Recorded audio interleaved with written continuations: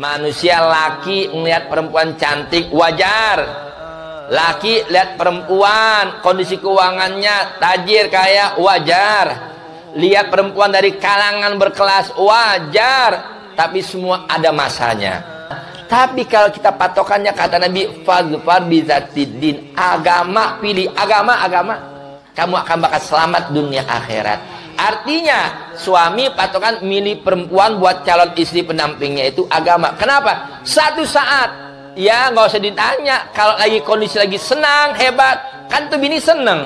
Satu saat suaminya lagi diuji, usahanya bangkrut, istri sabar, apa pondasi agama kuat, malah dikasih spirit, abang sabar, saya nggak masalah, abang dipecat, abang kondisi usaha lagi agak bangkrut umpama, yang penting selama abang masih mau berusaha saya terima doh. Ketiga, keempat, tiada dikabulkan doanya. Ya Allah, capek-capek berdoa nggak dikabulkan sama Allah Ta'ala. Ustaz, katanya kita diajarin kalau doa sama Allah harus yakin. Benar. Ud'ullaha wa antum muqinuna bil ijabah. Berdoalah kalian kepada Allah seraya kalian yakin akan dikabulkan Allah. Cuman tunggu dulu. Bagaimana doamu Allah kabulkan? Perintah Allah aja nggak dikerjain. Nah itu. Kelima, tiada dapat bagian dari doa orang-orang yang soleh. Tuh kalau sholat berjamaah imam pimpin doa bu, ya Allahumma ghfir warhamil muslimina wal muslimat, tuh kan kebagian kan, wal mu'minina wal mu'minat kebagian, bahkan al ahya'i minhum wal amwat, yang hidup yang mati dapat. Kenapa? Dimintain ampun. Tapi buat orang yang sengaja ninggalin sholat nggak dapat bagian. Ya, kenapa? Gimana mau dapat jatah bagian? Sholat aja enggak, ngeri. Ya, naudzubillah min dzalik. Mengajak nih sahabat, ya, yuk yang mau umroh bersama Al-Fakir Ibrahim di bulan Oktober, sahabat. Insya Allah aman, nyaman, ya, dan terjangkau. Ya, insya Allah bulan Oktober, sahabat, ya, yang punya kelebihan rezeki, mari sama-sama kita berziarah ke makam Rasulullah sallallahu alaihi wasallam.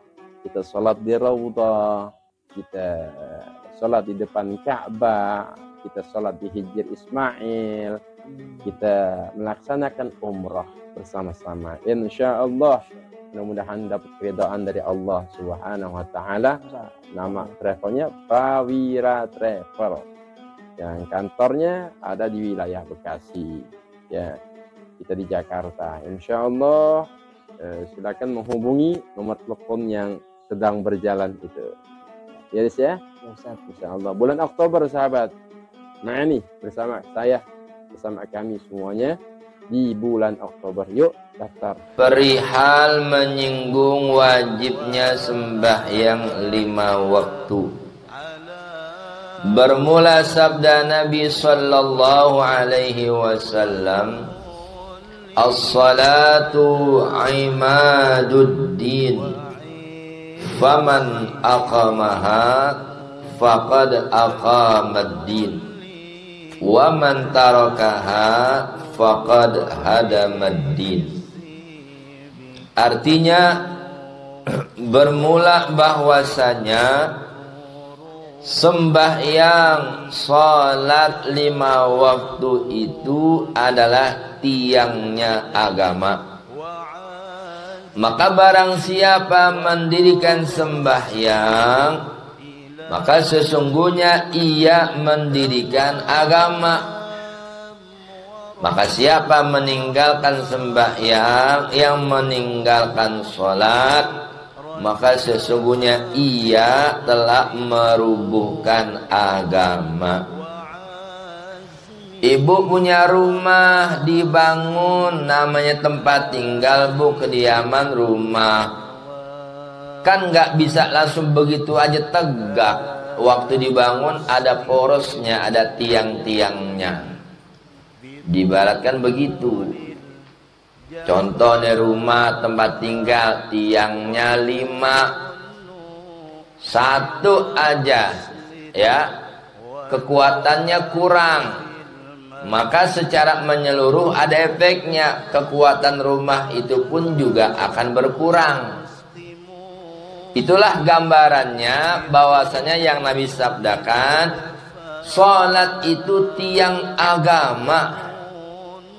Jadi mereka yang mengaku muslim, selain memang ada kewajiban mendirikan sholat, tapi juga mereka harus memahami, menyadari bahwa sholat itu tiang agama. Maka orang yang mendirikan sholat berarti dia pun telah mendirikan, menegakkan agamanya. Artinya setiap hari dia sholat 5 waktu, maka di hari itu pula agamanya semakin tegak kokoh berdiri.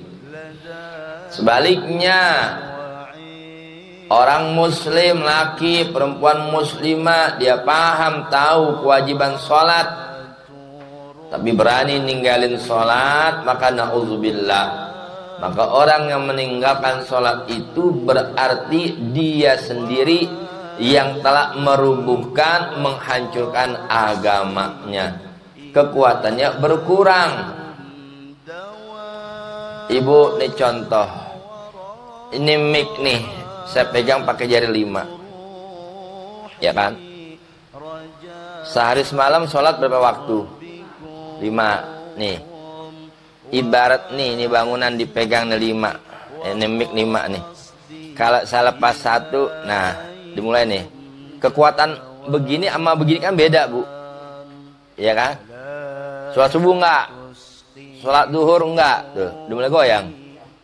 Sholat asar enggak? Nah, di tengah 2 nih. Maghrib enggak? Isya enggak? Hancur enggak agamanya? Nah, itu. Jadi sangat-sangat bahaya. Jangan Anda bangga cuman KTP saya Islam tuh Pak Ustadz. KTP Islam, sholat enggak? Nah, ini malu. Ya, kenapa? Dia yang ninggalin sholat, maka dia sendiri yang merubuhkan agama. Terlepas jadi. Nauzubillah. Dan sabda Nabi sallallahu alaihi wasallam, "Man taraka sholata amdan faqad kafara jihara." Artinya barang siapa meninggalkan sembahyang sengaja, enggak ada sabab, enggak ada apa, sengaja ninggalin, emang enggak sholat, maka kafirlah ia dengan nyata. Imam kita, Imam Syafi'i, memberikan penjelasan hadis ini, Bu.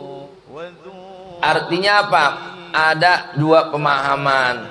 Satu, seumpama ada orang yang muslim, dia nggak sholat. Anda muslim? Ya.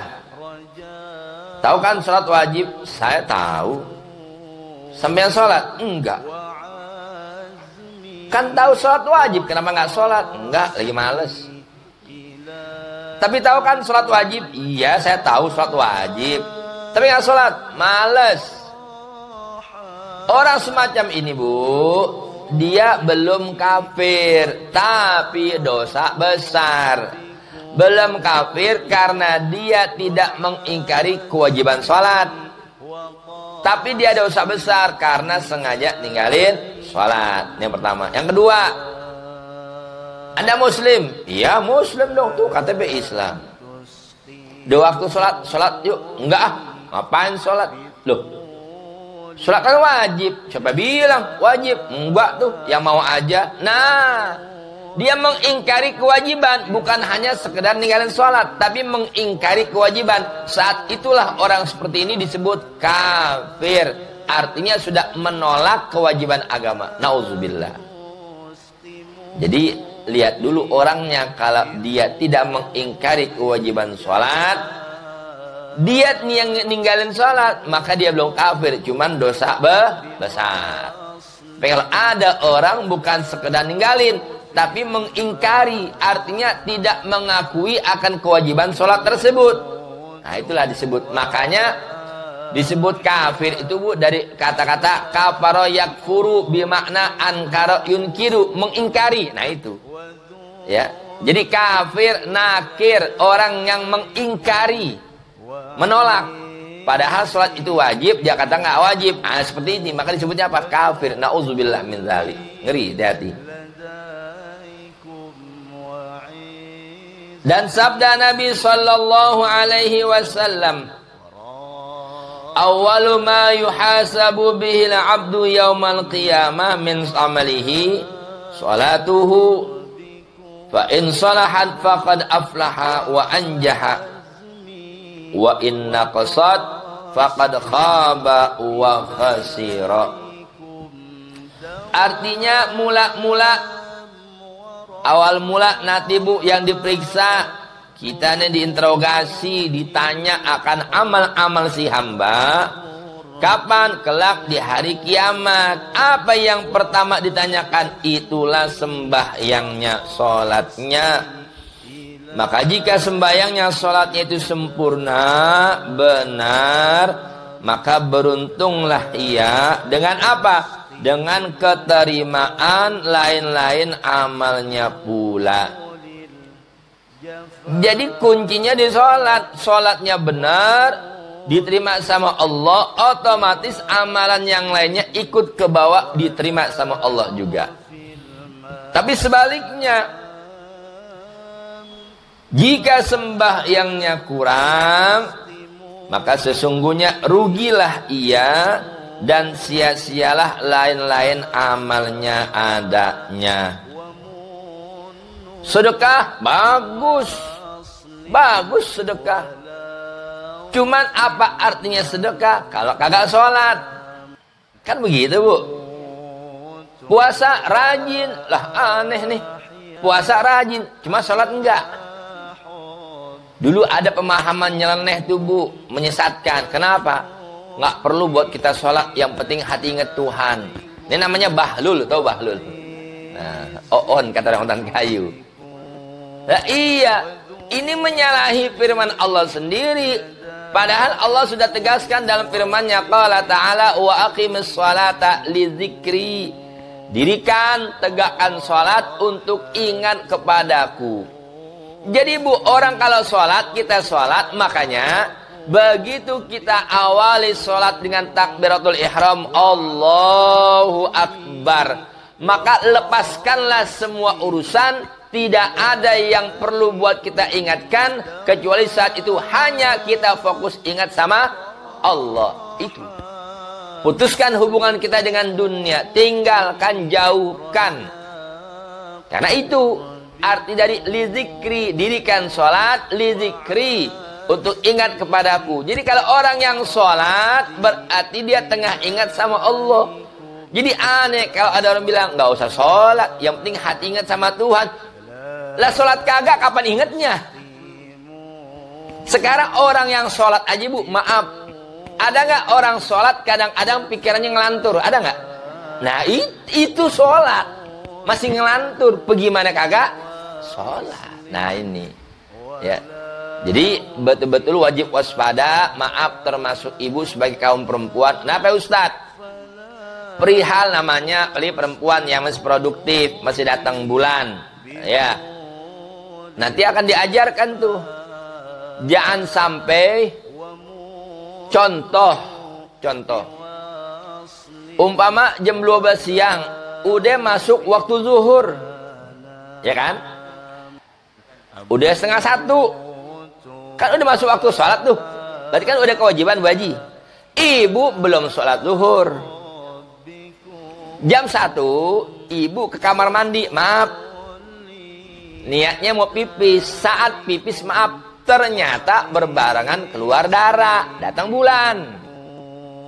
Saya tanya, sebelum datang darah, datang bulan itu udah ada kewajiban sholat belum?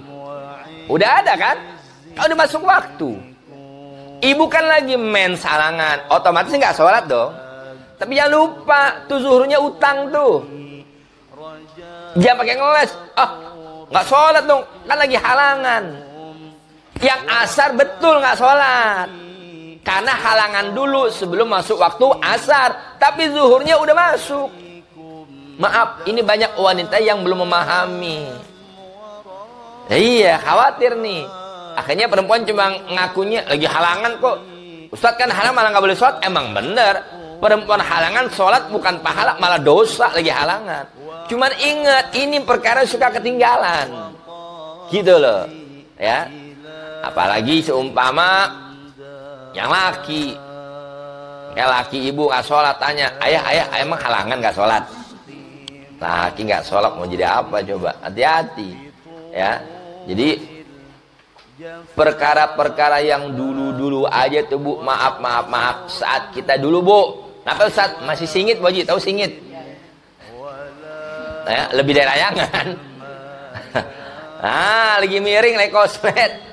Lagi lempeng sholat, lagi miring gak sholat.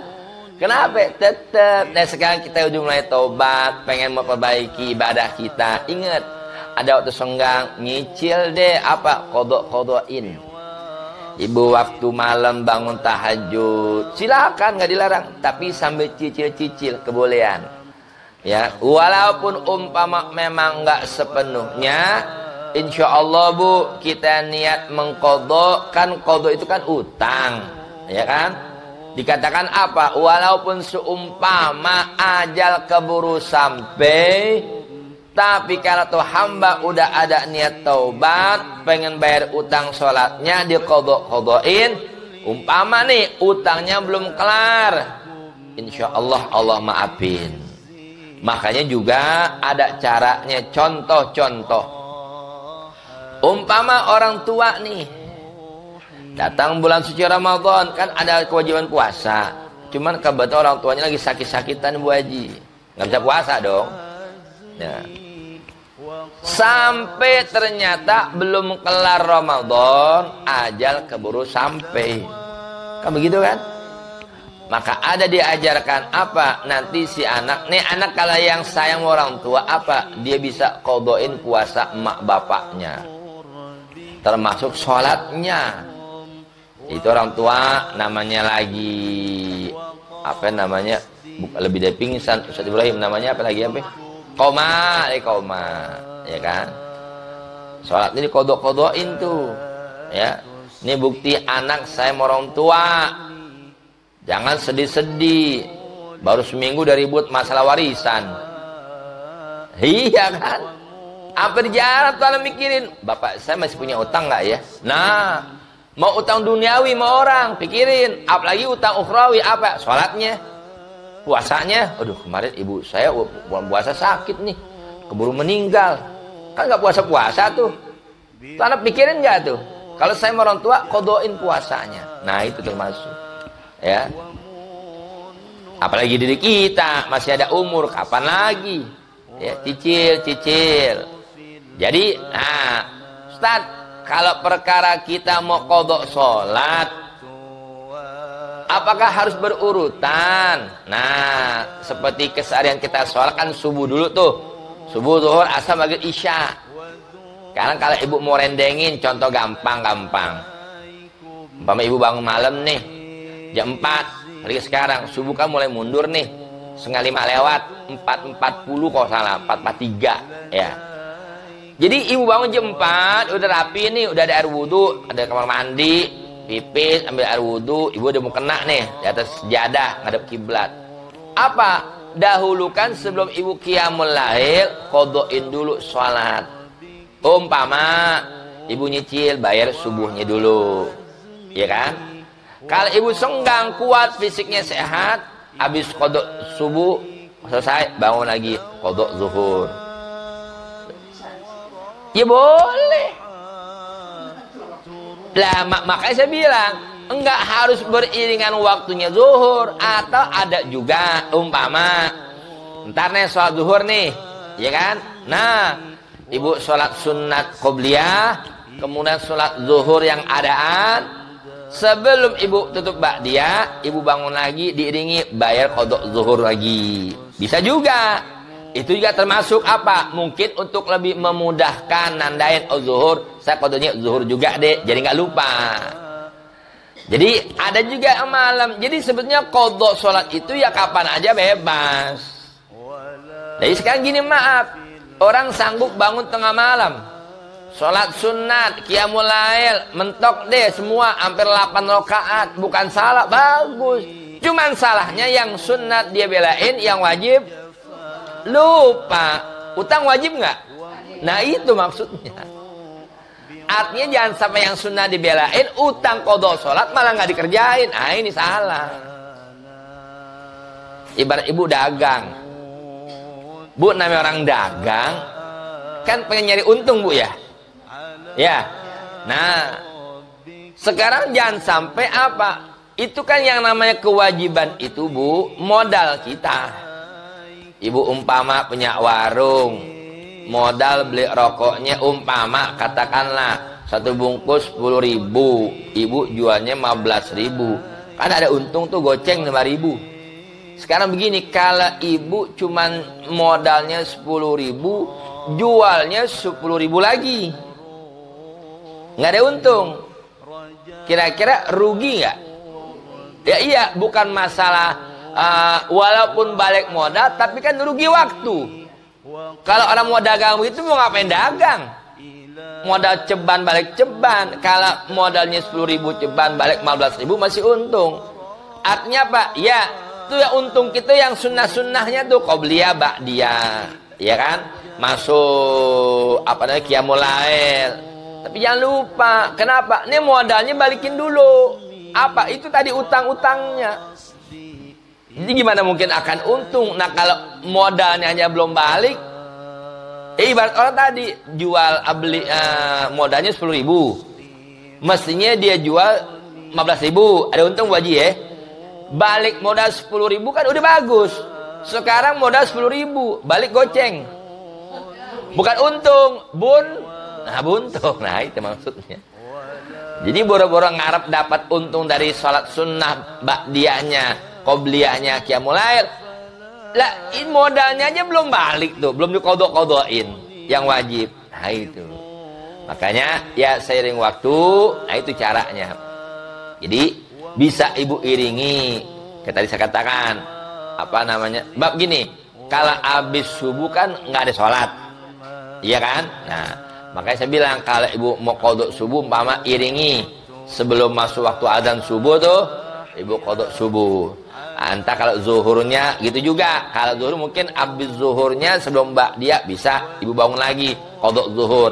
Ntar asarnya sama kan subuh, habis asar kan nggak ada sholat, ya kan? Maka sebelum waktu masuk waktu asar, ibu qodok dulu asarnya. Begitu ngiringin. Jadi bisa ngiringin waktu tiap sholat, bisa juga malam itu, walaupun ibu bisa full semua. Pokoknya fisik lagi sehat nih, saya mau qodok semuanya, subuh, zuhur, asar, maghrib, isya. Bagus Ustaz, kita qodok semuanya tuh, subuh, zuhur, asar, maghrib, isya. Kita keburu capek, terus jadi nggak sholat sunnah, nggak masalah. Sekarang terbalik, tadi saya bilang ngapain belain yang sunnah kalau yang wajib nggak kelar, percuma nggak? Ibu sunnah dikerjain, tapi qodok kagak, masih ngutang nggak? Nah itu maksudnya, nggak kelar-kelar jadinya, sayang. Dan itulah hikmahnya, untung Allah maha sayang kepada kaum perempuan. Kenapa? Kalau masalah sholat yang lagi halangan nih, bukan perkara ninggal sengaja, atau kalaupun halangan, tadi saya katakan tetap dia halangan. Saat halangannya nggak ada kewajiban sholat dan tidak ada kewajiban qodok sholat. Tolong pahami, yang tadi qodok itu kalau dia datang bulannya ternyata sudah lebih dulu masuk kewajiban sholat. Paham Bu ya? Nah iya, tadi zuhur jam 12 udah azan nih, ibu belum sholat sampai 12:30. Mungkin ibu masih capek, baru nyampe rumah, ngasuh bentaran. Jam 1 ibu kamar mandi, niat sholat zuhur kan, ambil air wudhu. Maaf, ibu pipis, nah kaget begitu pipis, ya emang tadi sebelum berasa perut lagi mulus-mulus, biasanya perempuan gitu kan tuh, nggak enak badan nih. Nah begitu ibu pipis ternyata keluar darah, nah ibu tahan, ya halangan nih. Nah, sekarang pertanyaannya, datang halangan sama wajib sholat zuhur mana duluan? Wajib sholat zuhur duluan kan? Berarti ada kewajiban kan? Nah berarti saat itu nanti ibu bersih, ingat zuhurnya itu diqodok. Begitu. Nah kalau umpama saat yang udah halangan nih, ibu datang bulannya jam 1, setengah 2 siang, ntar asar nggak wajib sholat, Dan nanti ibu bersih nggak wajib diqodho, ada nggak kewajiban. Zuhurnya, maghribnya, isyanya terus. Jadi perempuan itu bu paling minimal 24 jam baru bisa disebut darah haid. Kalau kurang dari 24 jam nggak disebut darah haid tapi istihadah. Perempuan kalau datang darah istihadah, maaf, kamar mandi, bersih-bersih, ambil air wudhu, sholat. Nggak wajib mandi karena bukan haid. Karena durasinya belum sampai 24 jam minimal. Umumnya perempuan 6-7 hari, sepekan seminggu. Umumnya paling maksimal 14-15 hari. Karena ada perempuan keluar darah haid udah 15 hari. Hari esok ibu hitung masuk ke 16 masih keluar darah. Berarti yang hari ke-16 itu udah bukan darah haid dan ibu udah wajib mandi hadas. Begitu. Iya. Ustaz, ane udah mandi tapi masih keluar. Ibu hitung. Nah, kata dia bilang ya ngeflek itu kan. Maka ya saat ngeflek itu maaf ibu pipis, bersih, cebok, udah masuk waktu wudu, sholat. Nanti udah ada kewajiban tuh. Nah, termasuk di situ. Ya. Atau sebaliknya, begini. Tadi kan masuk waktu zuhur jam 1 ibu tetap keluar darah halangan tuh. Zuhurnya qodho tuh. Atau sebaliknya, ibu lagi nunggu saat bersih nih, biar yakin. Ya, ibu mau mandi nih, ini udah tiris apa belum nih, ya kan? Ternyata contoh, udah masuk waktu asar. Tadi dari zuhur ke asar, ibu masih ragu nih, ya. Maaf, contoh, tadi jam 2, ibu kamar mandi ngecek, masih ada sisa dikit umpama. Nah, tiba-tiba habis asar jam 4, ibu kamar mandi ngecek, benar-benar udah bersih, dia nggak keluar. Contoh nih, bisa saja kemungkinan ibu bersihnya itu sebelum masuk waktu asar. Ada kemungkinan, ya dong. Nah, maka kalau sudah bersih darahnya, berarti kan nggak lama masuk waktu asar tuh. Berarti ibu udah ada kewajiban sholat kan? Hanya memang ibu belum mandi hadas kan? Nah, ya kan? Ternyata apa tuh? Ibu ngecek jam 4, jam 5. Nah, ibu mandi itu umpama jam 5:30, 6. Kelar mandi, itu asar tadi nggak keburu maghrib. Maka ibu habis sholat maghrib, asar tadi diqodho. Iya, habis sholat maghrib nih, ya, habis ba'diyah, lanjut asar tadi diqodho. Jaga-jaga. Walaupun mungkin enggak, saat ana yakin bersihnya jam 4. Itu kan keyakinan kita. Kita diajarkan untuk ihtiyat. Artinya apik berjaga-jaga. Ya kan? Khawatir nanti kita salah perhitungan, ternyata asarnya memang udah ada kewajiban sholat, akhirnya nggak diqodho, jadi dosa juga. Ya. Nah, hal-hal begini perlu dipahami oleh kaum wanita. Tapi juga lelaki harus paham juga, minimal dia paham tuh. Ya, kita lanjut. Dan sabda Nabi sallallahu alaihi wasallam, man hafadha 'ala sholati akramahu Allah ta'ala bi khamsati khisalin yarfa'u anhu dhiqul ma'isyah wa 'adzabul qabri wa yu'tihi Allah ta'ala kitabahu biyaminihi wa yamurru 'ala sirati kal barqi wa yadkhulul jannata bighairi hisab. Nabi sabdakan, yang artinya barang siapa memelihara, dia jaga sembahyang 5 waktu. Subuhnya dijaga, artinya nggak sampai ketinggalan, zuhur, asar, maghrib, isya.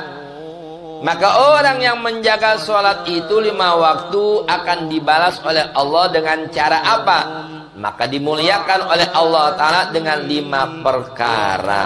Pertama, orang yang dalam kesehariannya tuh muslim-muslimah, dia jaga sholat 5 waktu, akan dijauhkan daripada kesempitan rezekinya.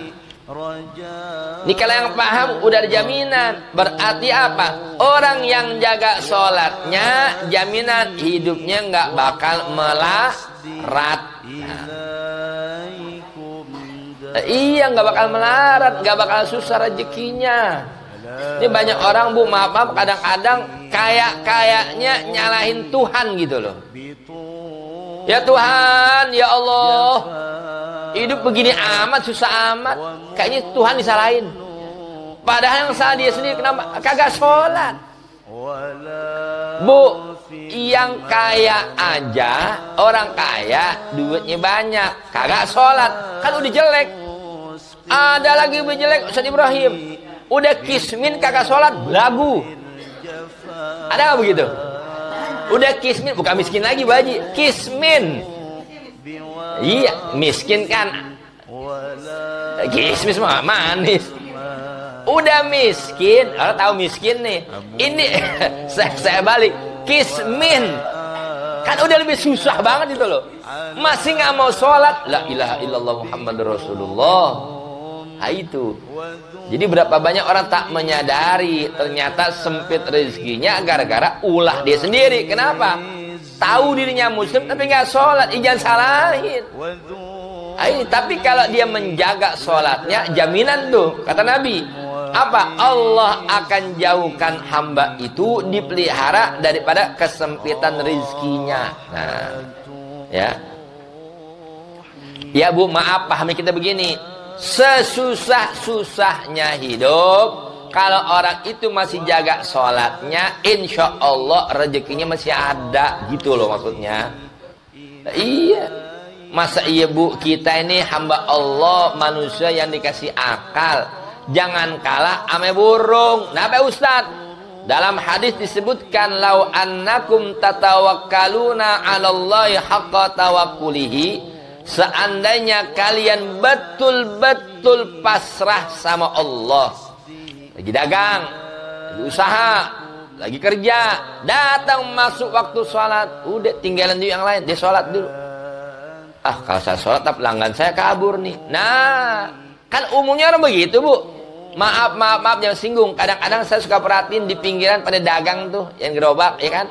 Padahal dekat dia tuh masjid musola, udah dikumandangkan hayya 'alas shalah, tapi cuek aja.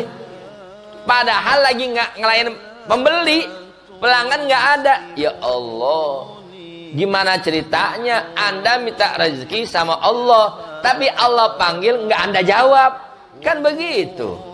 Ya, maka hati-hati. Orang-orang semacam itu khawatir. Kenapa? Nanti rezekinya jadi seret, jadi susah. Gara-gara dia sendiri ninggalin sholat. Nauzubillah. Ya. Yang kedua, dimuliakan dengan apa? Wa azabul qabri. Kedua, ia tiada kena siksaan kubur. Tuh, dijaminan lagi. Sebagaimana Bu, kita hidup di dunia, kita sayang diri kita, maka sayangi pula saat kita nanti mati sendirian di alam kubur. Kalau waktu hidup kita bersusah payah menjaga sholat kita, maka nanti kita pun akan merasakan balasannya. Apa? Kenikmatan Allah pelihara, dijauhkan daripada siksa kubur. Nah, ini ya. Saya pernah dengar ada kisahnya itu Bu. Jadi ada anak muda Ustaz Ibrahim meninggal. Lihat, kalau Allah punya rencana Bu, ada aja. Ini anak muda meninggal, entah karena satu sebab, apakah dari saudaranya itu ada cincinnya jatuh atau apa. Mungkin bagi orang itu ini sangat berarti. Itu dikubur belum lama Bu, akhirnya digali lagi. Lihat, dalam durasi yang sangat singkat, ini anak muda meninggal dikubur gara-gara keluarganya ngotot minta barangnya biar kembali. Mau nggak mau kan digali lagi kan Bu. Begitu digali, dikit-dikit nggak lama keluar percikan api. Penasaran dong, digali. Dia kaget, kenapa? Ini mayat belum berapa jam, tapi digali apa? Sudah didapati dalam kondisi gosong jasadnya. Ditanya sama orang tuanya, sampai ke telinga ibunya. Ibunya nangis tersedih-sedih. Kenapa? Anak saya waktu hidup susah dibilangin nggak pernah sholat. Nauzubillah. Nah itu. Jadi ini hal-hal begini jangan dibilang isapan jempol. Ya Bu, masa iya sih kita perlu bukti dengan ngerasa disiksa dulu? Nauzubillah min dzalik. Cukup kisah-kisah begitu jadi pelajaran buat kita. Sama kayak ada orang, udah meninggal biarin aja, nggak usah tahlilin. Ih, belagu amat. Nggak usah didoain. Ya Allah, sombong amat.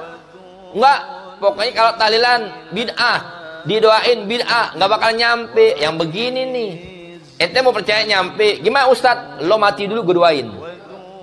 Nah, kalau perlu bawa handphone Ustaz Ibrahim. Tak kalau nabe.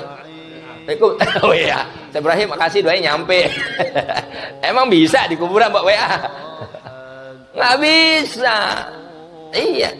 Artinya begini, kalau Anda pada posisi yang suka demen tahlil, monggo silahkan. Kalau Anda nggak mau tahlilan, nggak mau yasinat, ya haknya Anda. Tapi jangan menghina kami yang tahlilan, gitu maksudnya. Itu kan hak Anda. Kami ngundang Bapak, Ibu, nama tetangga kan, mohon ada waktu senggangnya kami undang untuk hadir 7 hari orang tua kami wafat. Nah, tetangga, ya insya Allah nanti saya usahakan. Tetap berkata manis. Walaupun mungkin bagi mereka alirannya maaf, katakanlah memang nggak tahlilan, nggak suka, nggak duduk. Tapi kalau orang yang wawasannya luas Bu, walaupun maaf, biar kata dia nggak ikut baca yasin, biar kata nggak ikut tahlilan, tetap dia nongolin muka, bahasanya begitu. Duduk menghargai. Bapak, ini yang meninggal bukan orang lain, tetangga. Nah, bagaimana rasanya nanti kalau saat kita mati sama tetangga dicuekin, gimana rasanya? Ya Allah, emang kita mati bangun lagi negara tetangga? Gue mati nih, datang dong. Kan nggak begitu. Semua amal balik kepada perilaku kita sendiri, ya. Jadi kalau kita ada perhatian sama orang lain, insya Allah nanti saat kita meninggal juga dengan sendirinya warga tetangga juga akan ada perhatian, begitu. Ya. Yang ketiga, bagi orang yang menjaga sholatnya apa? Ketiga, nanti di hari kiamat diberi kitabnya, catatan amalnya dengan segala amalnya di tangan kanannya. Wa ashabul yamin ma ashabul yamin. Surah Al-Waqiah. Ya kan? Nanti dikasih dengan tangan kanan. Kalau udah terima dengan tangan kanan, Bu, simbol ciri. Kenapa? Dia akan selamat nanti di hari kiamat. Nah itu. Ya. Yang keempat, dia akan diberikan kesempatan jalan di atas Shiratal Mustaqim seperti kilat kalbarqi. Tak sampai sekejap mata udah nyampe depan pintu surga. Nah, jadi semua amal itu balik kepada kitanya. Jadi nanti Bu, di atas Shiratal Mustaqim ada yang seperti kalbarqi, seperti kilat. Di antaranya buat siapa? Buat mereka-mereka yang menjaga sholatnya. Nanti ada lagi orang yang nyebrangin Bu Shiratal Mustaqim. Seperti apa? Seperti cepatnya kuda berlari. Ya. Kuda berlari. Kan suara doang kedengaran Bu, ketebak, lari. Ada lagi yang terbang seperti burung. Ada lagi yang jalan biasa. Terakhir, na'udzubillah, ada lagi yang sampai jalan ngesot-ngesot. Jadi bukan di dunia aja Bu, apalagi film, suster ngesot. Di Shiratal Mustaqim ada ngesot, kenapa? Gara-gara waktu di dunia, begitu. Dipanggil sholat, tar. Apalagi saat ibadah bukan tar. Sholat yuk, tarsok. Sholat tarsok. Emang bisa? Jangan, na'udzubillah min dzalik, ngeri. Ya, dan itu jangan hanya khususnya kita nih orang laki. Kenapa? Bukan hanya kewajiban kita sholat, tapi juga ingetin istri kita sama anak-anak kita. Bangunin, Ma, Bu, bangun. Udah mau azan subuh tuh, bangun. Adek, kakak, abang, bangun. Bentar lagi azan subuh. Yang paling berat Bu, baliknya, Ustaz, alhamdulillah. Kenapa? Kalau saya memang sebelum azan subuh udah bangun duluan. Bagus. Cuman yang susah apa? Justru suami saya Ustaz susah bangunnya. Gimana Ustaz cara banguninnya? Apa disiram? Jangan. Ibu mau tahu cara gampang bangunin suami ibu, Bu Haji yang susah bangun. Kenapa Ustaz? Laki ibu lagi tidur, saya Ibrahim ya. Ibu duduk sampingnya. deketin mulut ibu di kuping kanannya, ucapin la ilaha illallah. Insyaallah laki bangun mendusin, astagfirullahaladzim. Ibu apa? Bangun pak, udah subuh. Biar dia sadar. Kok gitu ibu? Habis ayah ibu bangun susah amat sih, kebluk tidurnya. Iya. Masa digoyang-goyang ayah nggak bangun-bangun juga? Ya Allah. Ya. Dulu waktu pengantin baru aja mesra banget Bu Haji. Ya. Ayang beb, bangun ayang beb, ayang beb. Ya Allah. Yang kelima, jaminannya apa lagi? Wa yadkhulul jannata bighairi hisab. Dia akan masuk dalam surga bebas, free, tanpa adanya perhitungan, tanpa ada hisab dari Allah. Nah ini kita udah ngaji Bu, baca kitabnya, baca hadisnya, dalilnya. Kenapa? Agar menjadi spirit buat kita, biar tambah semangat. Oh ini balasannya dari Allah, kata Nabi, buat siapa? Buat hamba-hambanya yang senantiasa berusaha menjaga sholatnya. Nah itu. Sekarang sebaliknya Bu, lawannya, wa man tahawana bis sholati aqabahu Allah taala bi 15 uqubatan. Khamsun fid dunya wa thalathatun indal maut wa thalathatun fi qabrihi wa thalathatun inda khurujihi minan nar. Artinya barang siapa tinggal sembahyang dengan tiada uzur, emang gak ada uzur syar'i, sakit kagak apa enggak, sengaja ninggalin sholat. Ibu yang sakit aja Bu, sebisanya dia masih bisa sholat, tetap wajib sholat. Sholat afdol diri, nggak sanggup diri duduk, nggak bisa duduk miring, nggak miring centang rebaan. Udah centang rebaan nggak bisa pakai isyarat, ya kan? Nggak bisa pakai kelopak mata, nggak bisa hatinya, nggak bisa tamat selesai. Udah bukan sholat di, nah udah siap-siap. Iya, nauzubillah min dzalik. Segitunya. Jadi kalau ada orang nggak ada uzur syar'i, kagak kenapa-napa, nggak sholat, ya Allah, ya. Maka nanti dibalas akan dia dengan 15 siksaan. Bermula 5 daripada itu dalam dunia, 3 ketika ia lagi mati, waktu sakaratul maut. Kemudian dan yang 3 dalam kubur, dan yang 3 waktu bangkit dari kuburnya, dengan makna hadis ini hingga akhirnya. Adapun 5 rupa siksaan yang dalam dunia apa? Mula-mula orang yang sengaja ninggalin sholat, daripada itu hilanglah berkah pada umurnya. Ibu yang Nabi ajarkan kepada kita, khairukum man tala umruhu wa hasuna amalu. Sebaik-baik kalian mereka yang panjang umur dan baik amalnya. Sekarang umur panjang, sholat kagak, percuma nggak Bu umur panjang? Mau apain? Apa? Nambah dosa, nggak sholat. Nah iya, hilang keberkahan umurnya. Tapi walaupun maaf, umurnya singkat, pendek, tapi dia jaga sholatnya, itu lebih berkah. Nah itu, ya. Yang kedua, dibureskan. Tahu nggak Ibu arti dibureskan? Bures. Dihabiskan alamat tanda ciri orang soleh dari mukanya. Artinya orang yang berulang-ulang sengaja ninggalin sholat, maaf, wajahnya nggak ada enak-enaknya dipandang. Artinya nggak enak gimana? Nggak ada tanda ciri-ciri orang solehnya, begitu. Kenapa? Karena Bu Haji, ini muka nggak pernah dibasuh air wudhu, ini muka nggak pernah dipakai buat sujud. Nah gitu. Jadi ciri tanda muka orang solehnya udah nggak ada, hilang, dibureskan, habis sama sekali. Nauzubillah. Makanya pentingnya buat kita begitu, saat kita lagi khilaf, maaf, telat, kesiangan, tetap tuh sholat kita bayar, kita qadha. Saking capek, bener-bener bukan sengaja, mendusin 6:30. Subuhnya udah habis belum? 6:30 udah mau duha. Tetap astagfirullahaladzim, buru-buru kamar mandi, ambil air wudhu, langsung sholat subuh, qadha. Cuman pada begitu kenapa ya? Ngumpet di kamar, jangan sholatnya di ada orang tamu, jangan ada orang lain, anak, idi, mama, emang ada sholat duha pakai kunut? Sindiran halus tuh.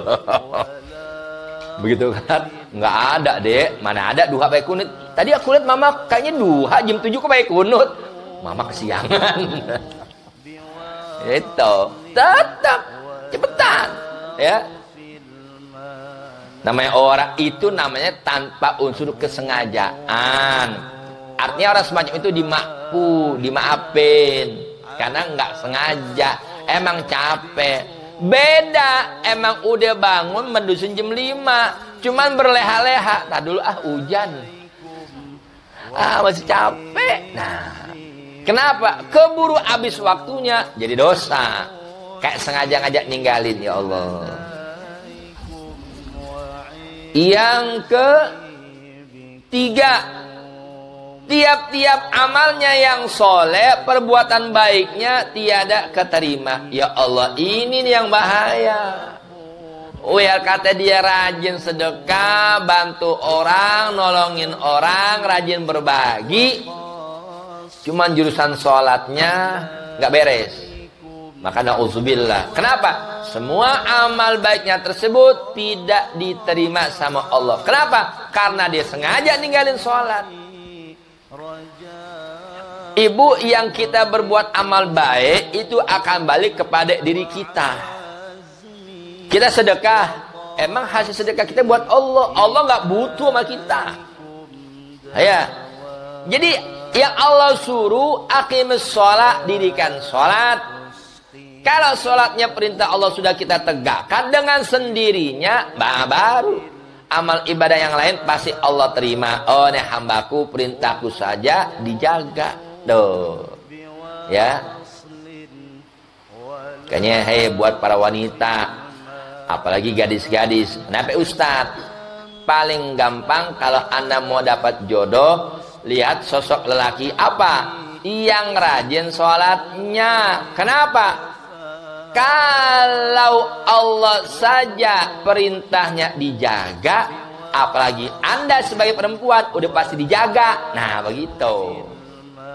Mau kata ganteng kayak tuh laki, kaya, pangkat tinggi, tapi nggak sholat, ya Allah. Perintah Tuhannya saja diabaikan. Apalagi Anda nanti jadi bini minta tolong, bakal dicuekin. Nah itu, hati-hati. Jadi jangan tertipu. Ya, jadi kalau perempuan-perempuan yang udah ngaji dia ngerti. Sebagaimana laki disuruh milih perempuan, yang dipilih apa? Fadfar bizatiddin, lihat agamanya. Begitu juga orang perempuan, lihat calon suami apa? Agamanya. Ibu, sekarang saya kasih pilihan. Umpama ibu punya anak gadis, ada 2 laki-laki datang mau ngelamar anak gadis ibu. Yang satu kaya, tajir, bukan tajir lagi bu, tajir melintir, tahu tajir melintir? Sultan. Nah, cuman nggak pernah sholat. Yang satu hidupnya pas-pasan, tapi rajin ibadah. Ibu pilih yang mana calon mantunya? Rajin? Mau rajin ibadah apa yang gimana nih? Mau yang kayak nggak sholat, apa yang pas-pasan tapi rajin sholat? Bener yakin? Ustadz, kenapa ya? Ada nggak pilihan ketiga? Kenapa ya? Rajin sholat naik kaya. Semua juga mau. Nah, itu dia tuh kan jawabannya. Oh iya pasti Bu Haji. Iya. Tapi kan maaf, namanya manusia kan ada plus minus. Artinya maaf, walaupun orang itu saat itu mungkin kondisi pas-pasan, tapi selama agamanya dia tegakkan, yakin pasti satu saat dengan dia tegakkan agama, tegakkan perintah Allah, Allah nggak akan khianati janjinya. Innallaha la yukhliful mi'ad. Allah nggak bakal khianat janjinya. Kenapa? Orang udah mau nikah, Orang Bu yang udah nikah itu udah sempurna setengah imannya. Tinggal dia cari setengah imannya dengan amalia-amalia yang lain. Nah, jadi kalau orang udah nikah itu udah terjaga. Harga dirinya, kehormatannya terjaga. Ini suruh nikah ogah-ogahan. Pacaran dokoh, tahu dokoh? Maksiat difasilitasi. Nauzubillah. Ya, hati-hati. Nah ini. Jadi artinya masih ada harapan kalau dapat suami yang ibadahnya, agamanya kuat, dengan sendirinya nanti apa? Hidupnya berkah. Sebaliknya, kalau cuma ngandal laki kayaknya doang, masa bodoh. Yang penting laki gua kaya, mau sholat ke kagak urusan dia. Jangan begitu. Kekayaan satu saat bakal habis nggak? Akhirnya apa? Blek, bangkrut, gulung tikar, dipecat, selesai. Bingung, kalang kabut rumah tangga, ujung-ujungnya cerek. Wal'iyazubillah. Nah ini jangan. Ya. Laki begitu juga, cari perempuan, lihat agamanya. Kalau buat sesama manusia wajarlah. Manusia laki ngelihat perempuan cantik wajar.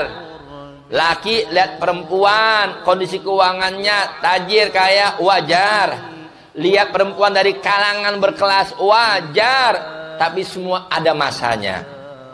Ibu waktu 20-25 pipi masih kenceng-kenceng. Sekarang pipinya udah tuh aku kan.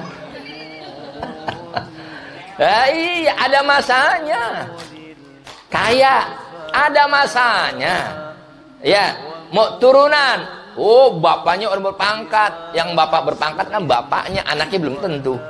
Nah, tapi kalau kita patokannya kata Nabi, fadfar bizatiddin, agama, pilih agama, kamu akan bakal selamat dunia akhirat. Artinya suami patokan milih perempuan buat calon istri pendampingnya itu agama. Kenapa? Satu saat, ya nggak usah ditanya, kalau lagi kondisi lagi senang hebat, kan tuh bini seneng.